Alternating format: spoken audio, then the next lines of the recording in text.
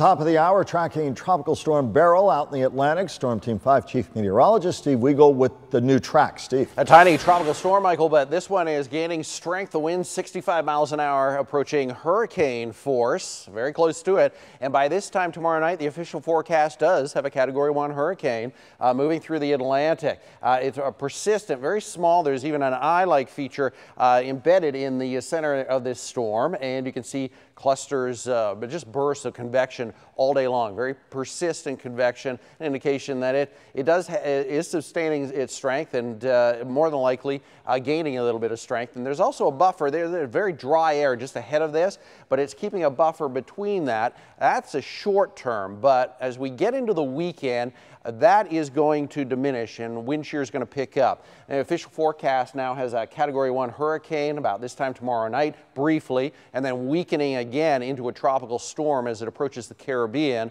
That would be late weekend. The computer model tracks have been adjusted south a little bit through the evening, and so has the official forecast. The European model keeps a more northern track, so we'll have to keep an eye on this one.